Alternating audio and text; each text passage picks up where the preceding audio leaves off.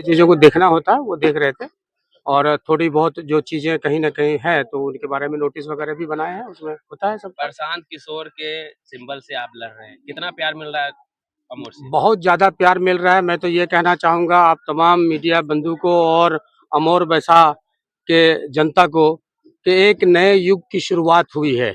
आज हमने नॉमिनेशन दे दिया है, एक युवा पीढ़ी की शुरुआत हुई है। एक क्या प्राथमिकता रहेगा बिल्कुल जनसुराज का और जनसुराज जो बिल्कुल बिहार बदलना चाह रहा है, जो जो बिहार बदलेगा तो अमोर भी एक उसका हिस्सा है, वो अमोर में भी बदलाव होगा। अमोर में जो जो सुविधाएं नहीं है लोगों को, वो सुविधाएं उपलब्ध कराई जाएगी।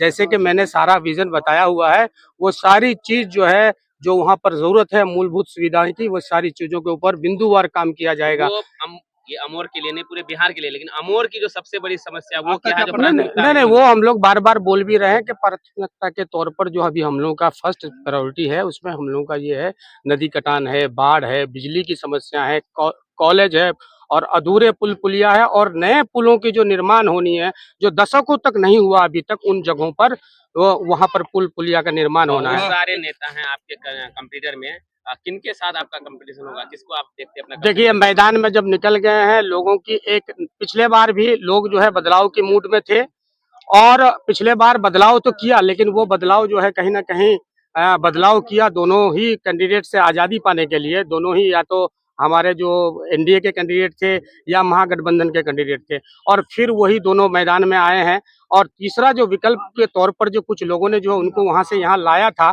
और वो बदलाव तो हुआ, लेकिन फिर वो यहीं आकर के जम गए। लेकिन अब ये है कि अब लोग जो बदलाव 2020 में चाह रहे थे, वही बदलाव फिर 2025 में लेकर के आएंगे। और जो नए नए उम्मीदवार की जो तलाश थी लोगों को, नए उम्मीदवार की जो अमोर में के अमोर का प्रतिनिधित्व कौन करेगा, युवा शक्ति की जो तलाश थी, तो वो युवा शक्ति के रूप में लोगों से हमको प्यार मिल रहा है। और मैंने आज जो है पहला काम नॉमिनेशन का कर दिया है। अब चुनाव के मैदान में जाएंगे, आगे नहीं देखना है कि कौन चुनाव लड़ रहा है। मुझे जनता का प्यार मिल रहा है। जनता जिसके साथ होगा, जनता जिनको वोट करेगा, वही यहाँ का राजा बनेगा। राजा का बेटा राजा नहीं बनेगा। और न कोई जो है सियासत के बहुत बड़े, अगर सियासी दल से अगर ताल्लुक रखने वाले लोग हो, या उनका परिवार कहीं सियासी दल में रहा, सियासत में रहा हो, ऐसे लोग जो सियासत किए अमोर में, या कोई अगर 40 साल तक कहीं ना कहीं राज किया, तो ऐसे सियासत से जो है अब लोग उब चुके हैं। अब नए युग की, नई पीढ़ी की जो है